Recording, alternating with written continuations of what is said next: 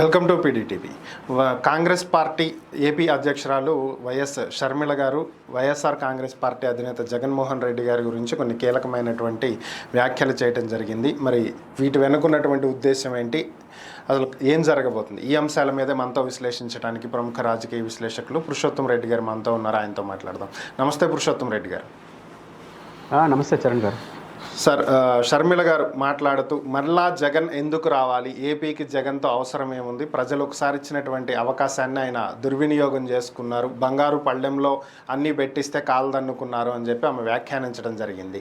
మరి 10 లక్షల కోట్ల అప్పు చేయడానికి మళ్ళీ జగన్ రావాలా అని చెప్పి ఆమె ప్రశ్నిస్తున్నటువంటి పరిస్థితి. దీన్ని ఏ విధంగా చూడాలంటారు? అంటే ఇప్పుడు జగన్మోహన్ రెడ్డి గారు మళ్ళీ రావాలన్నా వద్దా నిర్ణయించేది ఆంధ్రప్రదేశ్ ప్రజలు. అది కూడా ఇంకా 5 ఏళ్ళు ఉంది. అంత తొందర షర్మిల గారికి అవసరం లేదు. కాబట్టి 29 ఎన్నికల్లో ఎవరి రాష్ట్రానికి అవసరం ఆంధ్రప్రదేశ్ ప్రజలు నిర్ణయించుకుంటారు.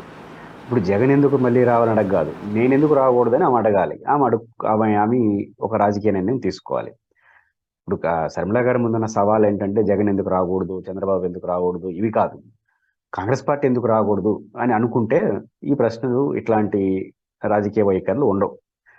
కాబట్టి ఒక రాజకీయ పార్టీ అధ్యక్షులుగా మేమెందుకు రాకూడదు, మేమెందుకు ఈ రాష్ట్రం పవర్లో వచ్చేవారాలి. రెండోది, జగన్మోహన్ రెడ్డి గారు ఎందుకు రావాలి వద్దని ఎన్నికలు అయిపోయినాయి. ఇప్పుడు ఆ పరిస్థితి కాదు. నిజంగా షర్మిల గారికి వైఎస్ జగన్మోహన్ రెడ్డి వారి సోదరుడి పైన కోపం ఉంటే, నిజంగా కోపం ఉంటే చేయాల్సిన పని ఏంటో తెలుసా? జగన్ గారి కన్నా బాగా బలంగా ప్రజల తరపున ప్రభుత్వానికి వ్యతిరేకంగా పోరాడాలి. అంటే నాకేదో తెలుగుదేశం పార్టీకి వ్యతిరేకంగా పోరాడమని నా సలహా కాదు. జనరల్గా ప్రభుత్వం చేసే మంచి వల్ల ప్రజలు ఆ పార్టీతో ప్రజలు ఉంటారు, దాన్ని నచ్చేవాళ్ళు. నచ్చని వాళ్ళు ప్రతిపక్షంతో ఉంటారు. కానీ ఇప్పుడు నిజంగా జగన్మోహన్ రెడ్డి గారిని ఆమె డిస్టర్బ్ చేయాలనుకుంటే, జగన్మోహన్ రెడ్డి గారు మళ్ళీ వద్దు ఈ రాష్ట్రానికి ఆమె అనుకుంటే, చేయాల్సిన పని ఏంటంటే జగన్మోహన్ రెడ్డి గారి కన్నా ఈ ప్రభుత్వానికి వ్యతిరేకంగా ఆమె బాగా పోరాడాలి. జగన్మోహన్ రెడ్డి గారి మీద కోపం ఉంటే అట్లా చూడాలి. అటు చూసినప్పుడు ఏమవుతుంది, ప్రజలు ప్రభుత్వం పట్ల సానుకూలంగా ఉండాలి, తెలుగుదేశంతో ఉంటారు. ప్రభుత్వం పట్ల వ్యతిరేకంగా ఉన్న వాళ్ళు బాగా ఫైట్ చేస్తుంది షర్మిల, జగన్ గారు అనవసరం, షర్మిలతో ఉండాలని షర్మిలతో ఉంటారు. కాబట్టి షర్మిల గారు జగన్మోహన్ రెడ్డి మీద కోపంతో జగన్ గారిని విమర్శించారనుకోండి, ఆమె తెలుగుదేశం మనిషిగా ముద్రపడతారు. కానీ ఇప్పుడు షర్మిల గారు తెలుసుకోవాల్సింది ఏంటంటే, జగన్ గారిని ఈ రాష్ట్రంలో మళ్ళీ వద్దు అనుకుంటే జగన్ గారికి వ్యతిరేకంగా బలంగా పోరాడాలి. రాజకీయాల్లో వేరు, వ్యక్తిగత విషయాలు. వ్యక్తిగతంగా వచ్చేటప్పుడు సందీప్ చరణ్ గారిని నా మీద కోపం నేరుగా సందీప్ చరణ్తోనే కొట్లాడాలి. ఎందుకంటే అది వ్యక్తిగతం. రాజకీయంగా అనుకో, మీరు ఒక ఛానల్ పెట్టారు, ఒక నిర్మాణాత్మకంగా ఛానల్లో మీరు ముందుకు నడుస్తున్నప్పుడు మీ మీద నాకు కోపం ఉంటే నేనేం చేయాలంటే మీకన్నా బెటర్గా మంచి ఛానల్ నడపాలి నేను. అప్పుడు నేను మిమ్మల్ని నిజంగా దెబ్బ కొడతాను. కాబట్టి అట్లా కాకుండా రోజు మిమ్మల్ని తిట్టుకుంటా ఉంటే నన్నుగడ కూడా చూడరు. కాబట్టి ప్రధానంగా చేయాల్సింది ఏంటంటే, ఒక పార్టీ ఈ రాష్ట్రానికి వద్దని భావించేవాళ్ళు ఆ పార్టీ కన్నా బెటర్గా పనిచేయాలి. ఎందుకని వాళ్ళని అడగడం కాదు. రెండో పాయింట్ ఏంటంటే, 10 లక్షల కోట్లు అంటే చంద్రబాబు నాయుడు గారు ఏం చెప్తున్నారా మీరు? చంద్రబాబు 14 లక్షల కోట్లు అన్నారు గతంలో, మళ్ళీ 12 లక్షల కోట్లు అన్నారు, తర్వాత 7 లక్షలు, జగన్ గారు 7 లక్షల కోట్లు అంటున్నారు, ఆయన 9 లక్షల కోట్లు అంటున్నారు. ఏది కరెక్ట్? నిర్ధారణకు వచ్చేసినారా? 8 లక్షలు, ఇప్పుడు 10 లక్షల కోట్లు జగన్ చేసినాడా? ఏమైనా అర్థం ఉందా? ఈ మొత్తం 9,70,000 కోట్లు చంద్రబాబు నాయుడు గారు చెప్తున్న దాని ప్రకారం 9,70,000 కోట్ల 3-4 లక్షల కోట్లు వర్ష ప్రభుత్వాలు చేసినాయి. ఈ ప్రభుత్వం ఆ ప్రభుత్వం కాదు. కాబట్టి 9,70,000 కోట్లు ఆయనే చేసినట్టు, జగన్మోహన్ రెడ్డి అయితే 7.5 లక్షల కోట్లు అంటున్నాడు. దాంట్లో ఇప్పుడు కూడా అప్పులు పెరుగుతాయి. ఉదాహరణకు 9,70,000 కోట్లు కదా వాళ్ళ లెక్క ప్రకారం. చూడండి, జగన్మోహన్ రెడ్డి గారు చేసిన అప్పుల కన్నా చంద్రబాబు గారు ఎక్కువ అప్పులు చేస్తారు. అది సహజం.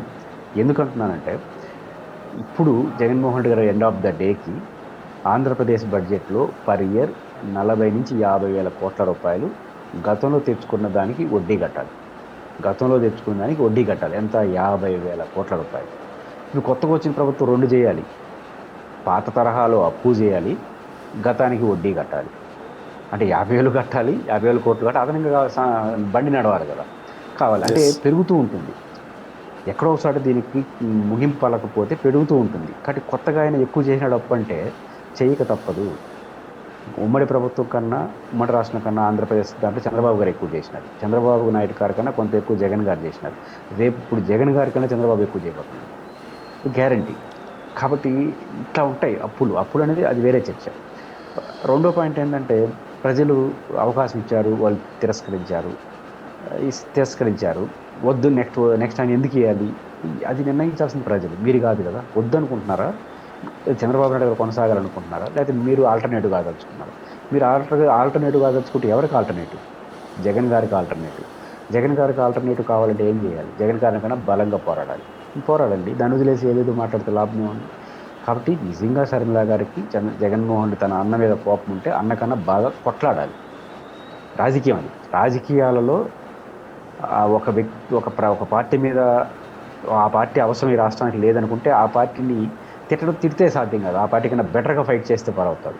కానీ శర్మిల గారు ఈ దారిలో నడిస్తే ఆమె జగన్ గారిని ఎందుకు అవసరం, ప్రజలే కావాలని కోరుకుంటారు. కాబట్టి శర్మిల గారు ఈ వ్యవహార శైలి ఇవన్నీ మార్చుకొని బంగారు పల్లులు ఇచ్చారు. ఒకసారి ఓడించారు. మనల్ని ఎన్నిసార్లు ఓడించారు తెలుసుగా. ఇప్పుడు ఉదాహరణకు ఆ కాంగ్రెస్ పార్టీని ఓడించారు ఆ రాష్ట్రంలో 2 సార్లు 3 సార్లు, ప్రతిసారి తెలుగుదేశం పుట్టినప్పుడు తెలుగుదేశం లేకముందు ఏకపక్షం. తెలుగుదేశం వచ్చిన తర్వాత ఎన్నిసార్లు ఓడించారు? భారతదేశంలో ప్రతిపక్ష హోదా లేకుండా కూడా ఓడించారుగా. ఇప్పుడు జగన్మోహన్ రెడ్డి గారు ప్రతిపక్ష హోదా లేదని మాట్లాడుతుంది. మనకు ప్రతిపక్ష హోదా లేదు 10 ఏళ్ళు, గుర్తుందా శర్మిల గారికి? ఇప్పుడు వచ్చింది రాహుల్ గాంధీ గారికి ప్రతిపక్ష హోదా. ఈ సభ అవుతుంది 10 ఏళ్ళు రాలా. అంటే ప్రతిపక్ష హోదా రాలేదంటే అర్థం ఏంటంటే టెక్నికల్గా అన్ని సీట్లు గెలవాలి. ఒకప్పుడు 400 సీట్లు గెలిచిన రాహుల్ గాంధీ గారు, రాజీవ్ గాంధీ గారు, ఇందిరాగాంధీ గారు చనిపోయిన తర్వాత జరిగిన ఎన్నికల్లో 400 పైచీలకు ఎంపీలు గెలిచింది. ఎవరు? కాంగ్రెస్ పార్టీ. 400 గెలిచిన కాంగ్రెస్ పార్టీ 40కి పడిపోయింది ఆయన కొడుకు రాహుల్ గాంధీ గారి నాయకత్వంలో. అంటే రాహుల్ గాంధీ గారిని తినేసేద్దామా? ఇప్పుడు రాజశేఖర రెడ్డి గారు కూడా గెలిచిన పార్టీని చూశాడు జగన్మోహన్ రెడ్డి, ఓడిపోయిన పార్టీని చూశాడు.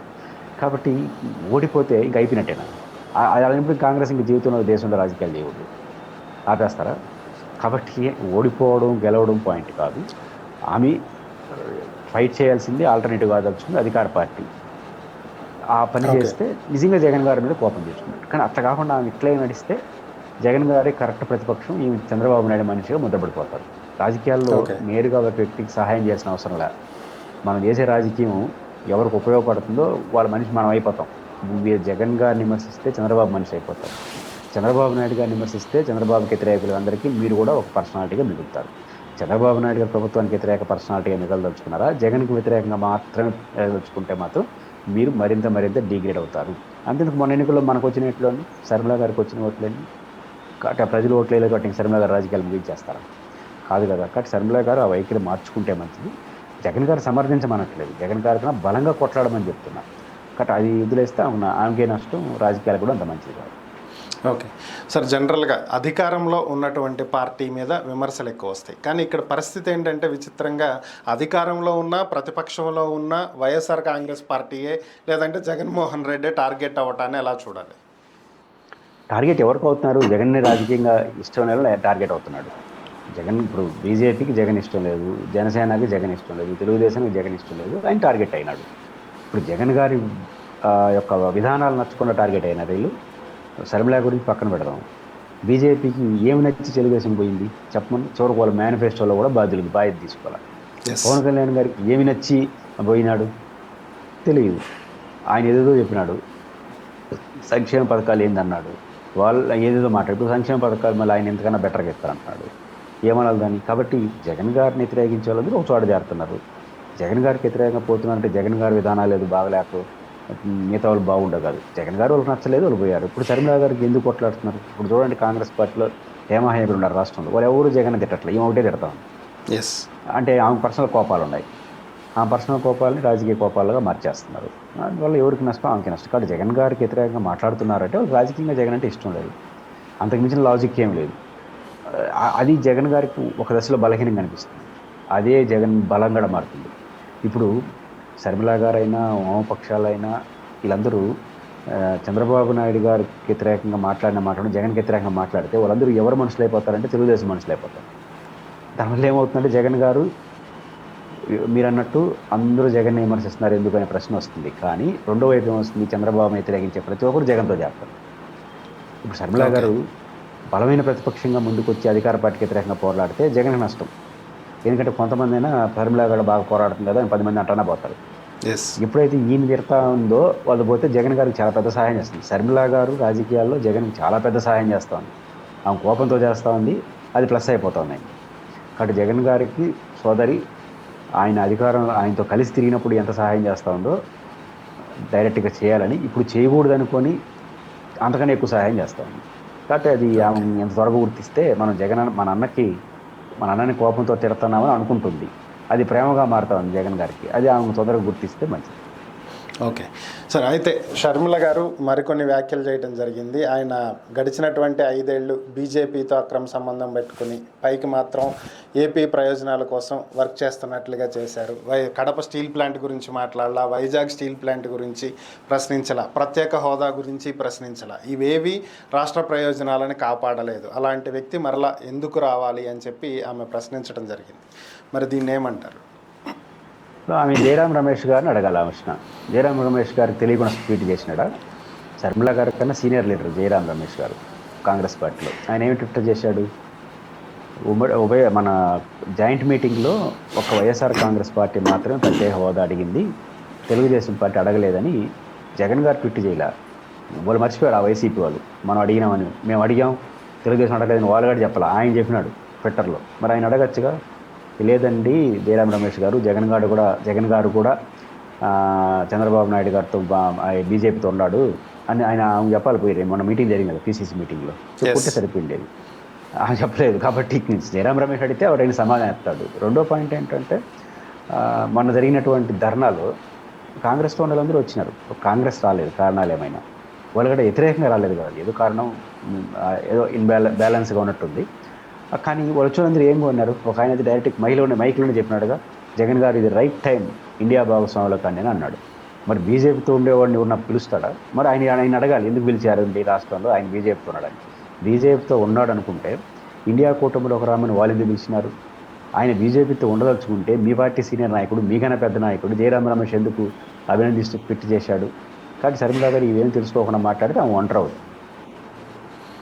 ఓకే సార్, చివరిగా ఒక్క ప్రశ్న. అయితే ఇండియా కూటమితో చేరటానికి లేకపోతే కాంగ్రెస్లో చేరటానికి జగన్ చర్చలు జరుపుతున్నారనేటువంటి అవాస్తవాలు దీంట్లో ఏం లేదు. కాంగ్రెస్ పార్టీ అనేది ఒక పెద్ద మహాసముద్రం, అన్నింటినీ కలుపుకుంటూ పోతుంది. కాకపోతే జగన్ని కలుపుకుంటానికి మేము సిద్ధంగా లేము అని చెప్పి ఆమె చెప్తుంది. అంటే ఇక్కడ ఇండైరెక్ట్గా వచ్చి చేరమని అడుగుతుందా, లేదంటే జగన్ చేరే వ్యక్తి కాదని ముందుగానే పక్కన పెట్టేసి ప్లస్ చేస్తుందా? జగన్మోహన్ రెడ్డి గారు కాంగ్రెస్లో చేరకపోవడం అనేది షర్మిల గారి చేతిలో లేదు. ఫస్ట్ గమనంలో పెట్టుకోవాలి. జగన్ గారు అనుకోవాలి, కాంగ్రెస్ అధిష్టానం వారు కూడా అంగీకరించాలి. షర్మిల గారు ఆపమంటే కాంగ్రెస్ ఏం ఆగదు. ఇప్పుడు జగన్మోహన్ రెడ్డి గారు రానన్నాడని వచ్చాడు. ఇప్పుడు ఈ దశలో, ఇంకా 4 ఏళ్ళ ఎలక్షన్ ఉన్న దశలో, కాంగ్రెస్ పార్టీ ప్రతిపక్షంలో ఉన్నప్పుడు ఆయన పోయి కాంగ్రెస్లో చేరాల్సిన అవసరం లేదు. రాష్ట్రంలో కాంగ్రెస్ పార్టీ ఒక బలమైన ఫోర్స్ కాదు. అలాంటప్పుడు ఆయన అంత తొందరపడి నిర్ణయాలు తీసుకోడు. గుడ్ రిలేషన్స్ మెయింటైన్ చేయించాం కానీ చేరడు. కాంగ్రెస్లో కాదు, ఆ కూటమిలో కూడా ఇప్పుడు చేరడు. ఇండిపెండెంట్ రాజకీయాలు చేయడానికి ట్రై చేస్తాడు. ఎవరైనా అంతే. 4 ఏళ్ళ ఎలక్షన్ ఉంది. ఈ నేపథ్యంలో ఒకటి జగన్ గారు చేరడు. ఒకవేళ జగన్ గారు చేరాలని నిర్ణయించుకుంటే కాంగ్రెస్ పార్టీ రెడ్ కార్పెట్ తీసి పిలిపిస్తుంది. అంటే జగన్ గారు గొప్పవాడని, కాంగ్రెస్ బలహీనంగా ఉందని నేను అనట్లేదు. కాంగ్రెస్ పార్టీ రాష్ట్రంలో 0 పొజిషన్లో ఉంది. దేశంలో ఏ ఒక్కరు బీజేపీకి వ్యతిరేకంగా కాంగ్రెస్తో వచ్చినా కలుపుకోబోవడానికి కాంగ్రెస్ సిద్ధంగా ఉంది. ఇది మెయిన్ పాయింట్. ఇది జగన్ గారు గొప్పవాడని, రాహుల్ గాంధీ తక్కువని కాదు. కాంగ్రెస్ పార్టీ ఈరోజు వీలైనంత ఎక్కువ ఫోర్స్ను కలుపుకోవాలని చూసుకుంటా ఉంది. ఏ ఫోర్సు నాతో వచ్చినా వాళ్ళు చేర్చుకుంటారు. కాబట్టి జగన్ అనే 40% ఓటింగ్ ఉన్న ఫోర్స్, 11 మంది రాజ్యసభ్యులు, 9 లోక్సభకు ఆయన వస్తే ఎవరైనా వద్దంటారా? రెడ్ కార్పొరేట్ వేసి పిలుచుకుంటారు. అప్పుడు ఊరు షర్మిల గారిని అడగని కూడా అడగరు. అమ్మ ఏం చేద్దామని ఆమె అడ్డుకుంటే ఆమెను బొమ్మంటారు. కాబట్టి షర్మిల గారు జగన్ రాజకీయంగా కాంగ్రెస్ తీసుకున్న నిర్ణయాల్లో ఆమె పాత్ర 0. కాబట్టి అది జరగదు. కాబట్టి నేనే అడ్డుకుంటానని చెప్తుందేమో నాకు తెలియదు. కానీ కాంగ్రెస్ పార్టీ తనకున్న నాట్ ఓన్లీ కాంగ్రెస్, ప్రతిపక్షంలో ఎవరైనా తమతో కలిసి వచ్చే ఎవరినైనా పిలుస్తారు. ఇప్పుడు కాంగ్రెస్తో ఉన్న వాళ్ళు అందరూ పుట్టుకతో కాంగ్రెస్ వల్ల ఏం తెలుగుదేశం పార్టీతో పొత్తు పెట్టుకోలేదా? రాహుల్ గాంధీ గారి నాయకత్వం కాంగ్రెస్ పార్టీ తెలంగాణలో జగన్తో పొత్తు పెట్టుకుంటారు. సమస్య, జగన్ పుట్టిందే కాంగ్రెస్లో, ఎంపీ అయిందే కాంగ్రెస్లో. కాబట్టి అది ప్రశ్నే లేదు. ఈరోజు ఇప్పుడున్న పరిస్థితిలో పోవాలని జగన్ నిర్ణయించుకుంటే కాంగ్రెస్ రెడ్ కార్పెట్ వేసి పిలుచుకుంటే షర్మిల గారు దానికి సహకరిస్తే కాంగ్రెస్లో ఉంటారు, సహకరించకపోతే ఎదురగాల్సిన పరిస్థితి వస్తుంది.